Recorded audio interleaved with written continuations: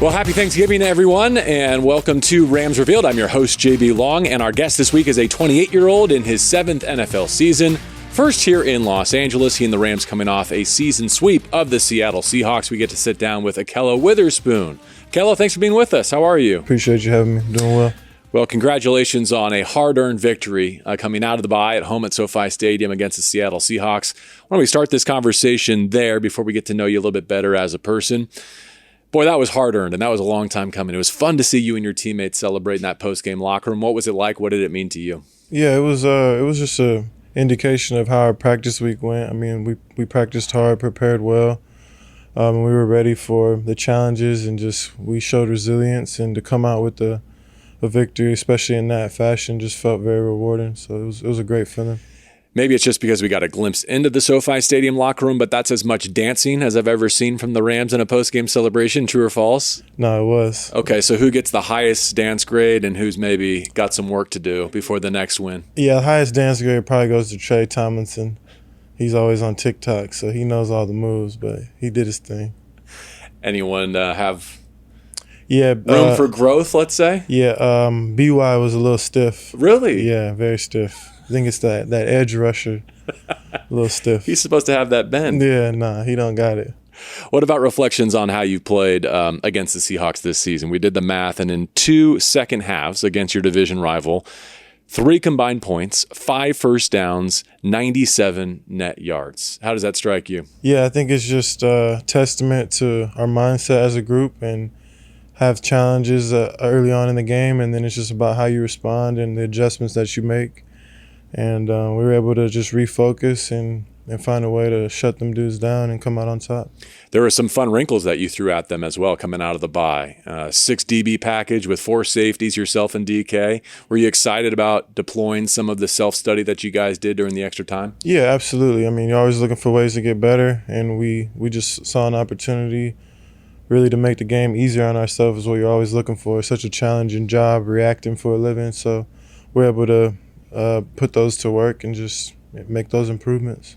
Ahkello, after your time with the Niners, from your rookie contract, I know you spent an offseason with Seattle before being traded to Pittsburgh, right? Does that color your experience when you do go head-to-head against the Seahawks in any way? Yeah, absolutely. Just the connections that I had with the people is the biggest thing, and just trying to balance that line of relationships while also staying that killer mentality. And that's just part of the game, though, and part of, honestly, the luxury of being in this league for as long as I have. I don't know if DK Metcalf's going to get any fines coming out of Week 11 like he did Week 1, no, right? We kept it very cordial this week. That was the plan coming in, and I'm glad it went that way. There you go. I want to ask you about the other DK, the Rams DK1, and kind of the roller coaster season that he's been on, which is, I think, emblematic of life in the National Football League. As a corner, you can speak to that better than any of us. Yep. And I know your career and your circumstances are not completely analogous to his, but I wonder if you look back on your time in the NFL and you see some of what you went through early in your career and what DK is experiencing now. Yeah, absolutely. That's just what I'm able to give him, is just my learning experience, and just letting him know that there's a way to endure these type of times, and it's by being committed and working hard and never doubting yourself, questioning yourself. And he has that naturally, but it's just good to be reminded, and I think he's done a great job really just staying true to himself, and we saw that yesterday. Does that mentoring role come naturally to you? No, I think it's happened for me through experience. I was always taking on information, just not playing football as much and just being an open book and trying to gain as much as I can. And now I'm at the point where I feel pretty comfortable with the amount of experiences I had and how to get out of stuff or stay resilient through a game. So it's just being available for others and kind of re-giving that same information that I was given, and just giving people that peace and that calm to stay diligent and stay true. You've had a great first half of the season in your time with the Rams. Some really memorable highlights, including the interception on Monday Night Football at Cincinnati, where you kind of went through the shoulder of Tyler Boyd. There's also that toe tap pick against Philadelphia.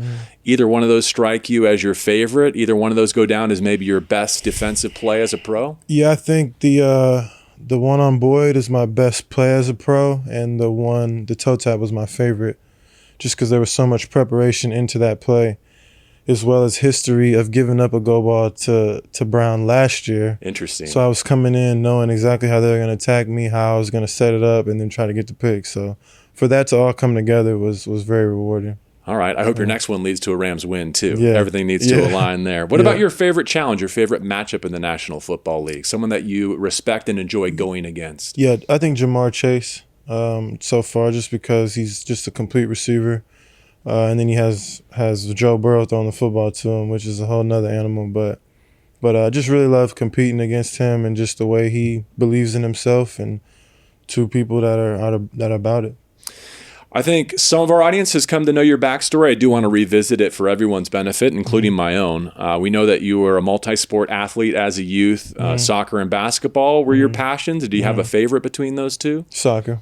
And I wonder what that means in terms of advice you might give to young athletes or their parents in terms of the opinion on sports specification versus allowing youth to kind of play a wide range of sports and what that might mean for their future prospects. Yeah, I definitely support just a variety of sports. I think just for movement skills in general and just the ability to react, as well as the fun that I had and experienced growing up, just going back and forth to different things and not really having that pressure or expectations of, hey, you're going to be this because you do this year round.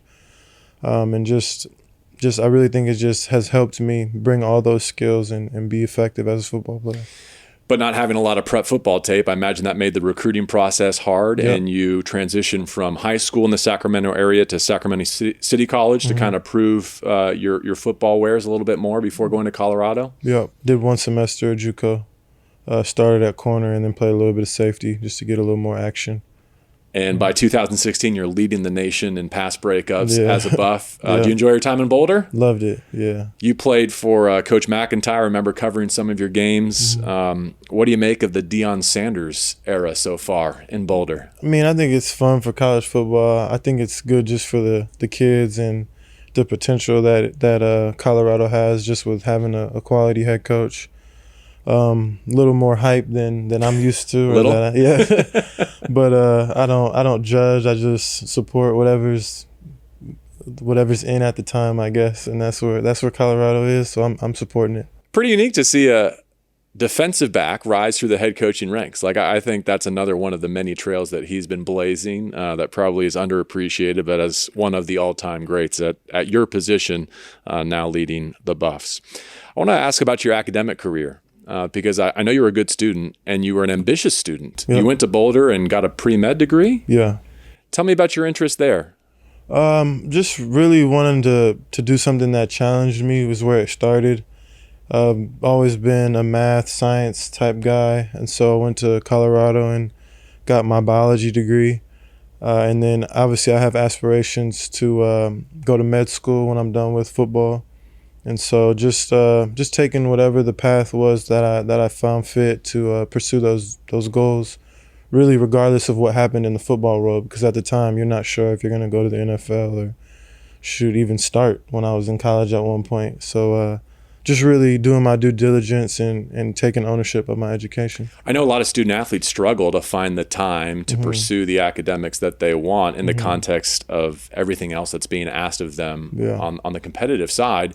Did anyone push back and say, hey, Ahkello, I don't know if you can be a pre-med and play football? No, I had McIntyre was pretty supportive. Even let me miss some of those early morning conditionings in the summer, which was nice because I had like a few summer lab classes. But he was very supportive and just understood my commitment to education happened long before I had goals of making it to the NFL. What kind of doctor do you want to be? Do you see yourself as like an academic type or? Nah, no clue. I mean, I think I just would go into med school open-minded and kind of explore that as I go. Well, when you did get a chance to play in the National Football League, even if it was unexpected, it started with the arrival up in San Francisco, brief moment in time with the Seahawks, then traded to Pittsburgh for a couple of seasons. And I wonder about your thought process this summer, right? Kind of getting late in your 20s, looking for a new home. Beyond OTAs, you do find an opportunity with the Rams. Were you concerned about what that next opportunity might be, if it would be, first of all? Did you know that there was going to be one there for you? No, I was extremely concerned. I have no problem saying it. Just coming off the injury that I had last year, a pretty bad hamstring. And that was very stressful. Just wondering if I can ever run again at the clip that I had and just would I have an opportunity to play the game I love. So definitely wasn't sure where it would be and just thankful that it's been this. So that transition to medicine might not have been too far off if you were going back in time to the spring of 2023. No, absolutely not. It was just comfortable with wherever it went, knowing that I've always put my best foot forward. And then when you do get in touch with the Rams and this opportunity materializes, aside from the fact that you really want to keep playing football, what made it a good fit for you? First, just my conversation that I had with the DB coach, and then Raheem, and just kind of their approach of just having good energy and just quality people who they're bringing in. They're not just bringing in any vet, so that checked that box. And then having admiration for the Rams from afar, from San Francisco, just always being a tough competitor. And then third, I would say just being close to home, being in California, so my family could come support me. So all those things were good for me. You mentioned Aubrey Pleasant there, your position coach, Raheem Morris, your defensive coordinator, all the way up to Sean McVay, your head coach. You've got league-wide perspective now in the National Football League. How is this place, this structure, those coaches, how are they unique within the National Football League? Yeah, I think just being quality people and not just saying it, but actually living it out through the adversity of a season, and just continuing to come in with good energy, being honest to you, regardless of whether you want to hear it or not, and then being detailed as a coach, which is what you love as a player. Just a coach that'll be on you and be consistent and hold you to a high standard. I've heard you describe yourself, your method, your playing style as unconventional. Can you elaborate on that? What do you mean by unconventional? I think that's kind of been taught to me, because I've been questioned so much in my style of play, and I've strayed away from it at times and questioned it at times, and then to come back and just be comfortable with who I am and really have it solidified by this coaching staff and kind of see the way that I play, and very cerebral, very thoughtful, and conscious of the decisions that I'm making, and just kind of playing the game the neck up. It's just been something that I've just grown closer to and just gotten very comfortable with. So there's that side of it, right? Your mental, your personal side, and then there's the physical side. And knowing your career, that physical side has held you back at numerous junctures. Is the season you're having purely about being healthy and being able to maximize your potential on the field? Yeah, that's always been the goal for me, is just staying healthy and really finding that formula. I think this off season I found a new trainer and a new program and a new regiment that I never had earlier in my career, and so that's been the biggest thing, is just finding the best approach coming into the season that could give me the best chance to be healthy, and that's what it's done. I was thinking back to training camp and knowing where you were this offseason, how late you had to wait for this chance. You start training camp with a busted hand, right? Maybe you can tell us what happened there, but I wonder what your thought process is like. Okay, here I am with the Rams. I feel like there's a good opportunity here, and you start training camp by getting injured. Yeah, no, it just felt like nothing could knock me off, honestly. When it happened, it just felt like, like this isn't going to do anything. So I was like, I'm going to put this cast on and I'm going to keep going balling. My legs work, let's go. And that was just from the hours and days of preparation that I had put in the off season. I'm glad to hear you say that it wasn't like, oh no, here we go again. It's like, I know what this is, and this isn't going to stop me from what I want to be in 23. You just touched on your family history in California, and it dates back to Los Angeles specifically. Maybe you can tell us a little bit about your loved ones, like who's close to you, who's helped you along in this journey, who's meant the most to you developing as a person and a player, and how that connects to LA specifically. Yeah, my dad is from Los Angeles, big Rams fan. And so he's always been very integral in my life. And it was just a nice opportunity to come back to LA and represent not only his hometown, but just represent him. He wore number 44 in college as well, which is why I chose that number. So it's just been a great experience and just a hell of an opportunity to kind of add a little more to what I'm doing. He played at Nevada? Yeah, Nevada, Reno. And I understand he had a favorite player, maybe a favorite Ram. Do you know what I'm talking about? Yeah, Eric Dickerson. Yeah. And the reason I asked that is my friend DeMarco Farr has told me that Eric was really influential in kind of this face mask being one that, the previous generation really desired. And I understand you kind of adopted it for that reason too. Is that true? Yep. So when you take the field and you have this look, it pays homage to not just your father, but your father's favorite Ram. No, for sure. That's terrific. And you got the music gene. I think many people know about your grandfather, Jimmy Witherspoon. Yeah. What are you like as a musician? Humbly pretty talented. Humbly pretty talented. I like that description. Yeah. What if you weren't being humble? What if we gave you like a quick timeout on being humble? What would you say? I mean, I can do it all, really. I can write music, sing, rap, play the drums. I'm just very talented with music. It's just very natural to me, and just a creative person, I'd say. But you're not posting your hits. Like I don't see your demo out there. No, the humbly is important. It's just for your own enjoyment. You don't have any aspirations of. No, I mean maybe one day, but right now I love playing football. So I'm not one of those people that can like tap into a bunch of places. Like I'm very focused on a few things at a time. You know what I mean? Right now it's playing corner. Okay, so med school and music, it's all got to wait. Yeah. I think the 44 looks good, by the way. Yeah. Not many defensive backs wear it, but I think it was a good choice. No, I appreciate it. And you wear it well. Yeah, I appreciate it. It's got a nice history in the National Football League too. It's not just your father, Lucky, is that right? Lucky at Nevada, but Dick LeBeau for the Lions. A lot of offensive players like John Riggins, Floyd Little on the offensive side too, but you're making it your own for the Los Angeles Rams. I'm enjoying it. We look ahead to this Week 12 Thanksgiving trip to Arizona, and it's a big one. The Rams have yet to win back-to-back games. That's the opportunity ahead of you. And it feels like you're poised to make a playoff push. Tell us about the belief in this locker room and what you hope to do this weekend in Arizona. Yeah, I think it hasn't wavered. We just kind of been staying the course and just really focusing on getting better, and we have an opportunity to build on that this week in Arizona. And you kind of came up in the NFC West. You know what it's like to play there, to play against Kyler Murray. You have an interception against him in your career, right? Yep. What's the challenge going against someone who can extend plays in that way and that long in terms of how you cover, how you plaster? Yeah, it just makes playing cornerback that much more difficult. You want to cover for 3 or 4 seconds ideally. And then you have a guy, I think there was a 10-second play last week that I saw him have a highlight on. So it's just staying sticky in coverage and just understanding that his aggression also brings opportunity. All right, well, let's finish, as we do each week here on Rams Revealed, with 3 and Out. And let's make it a special Thanksgiving edition of 3 and Out. Ahkello, if you answer all 3 of these questions correctly, I'll make a donation to the LA Rams Foundation on your behalf. Sound good? Don't worry, there are no wrong answers. And I'll point out that the Rams actually have the longest active appearance drought of any team on Thanksgiving Day. Have you played on Thanksgiving Day? I haven't. So my question, would you like to play on Thanksgiving someday in one of those kind of island games? Or are you relieved not to have to play on the holiday so you can enjoy it with your family? I'd rather be at home enjoying it with the family. Okay, so when the schedule comes out and you see, hey, we're off Thursday in November, you're good with that? Yeah, I'm okay with it. Where does Thanksgiving land on your holiday power rankings? How many holidays are there? Well, it's an argument. It depends where you draw the line. But let's go through like the major ones. Do you like any more than Thanksgiving? Yeah, I would say it's probably third. If we're gonna go like Halloween, Christmas. Wait. Halloween is one? Halloween's on my list. How come? Because my daughter's an October baby. Oh, okay. Yeah, it kind of jumped on the list 2 years ago. But Halloween, Christmas. What's another one? Shoot, the start Easter, of 4th of July, Labor Day. Yeah, see, it's probably like third after Halloween and Christmas. What was your daughter for Halloween this year? She was what's it called? From Hey Chicken from Moana.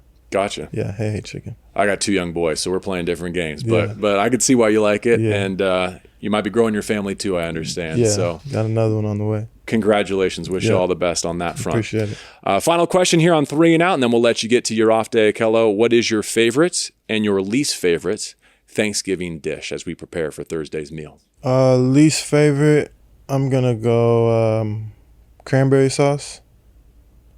Favorite, gotta go sweet potatoes. Okay, so if there's no cranberry, are you just like straight gravy, or what are you kind of topping everything I'm going with? gravy and stuffing if it's uniquely good. If it's average stuffing, I'm not touching it either. Okay. Stuffing can quickly go to the bottom of my list. Really? Yeah. So it's kind of risk-reward with stuffing. Yeah, it's got to be some high-quality stuffing. Is mac and cheese in your Thanksgiving mix, or is that for other days? It is, but it's going to hurt the belly, so that's tough. Okay, so you just don't want to carve out the calories for... No, not the calorie part. It's going to have a lot of toots and a messy toilet. You know, Gotcha. Yeah. I wasn't expecting it to take that turn here at the end of Rams Revealed, you gotta but be you never careful know. With the mac and cheese. Okay.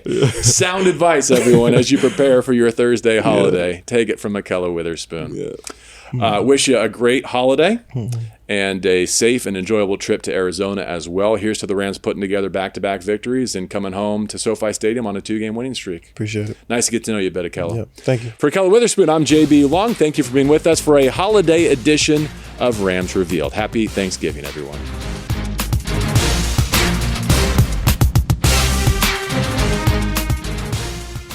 Thanks for watching. Make sure to like and subscribe so you don't miss out on our videos.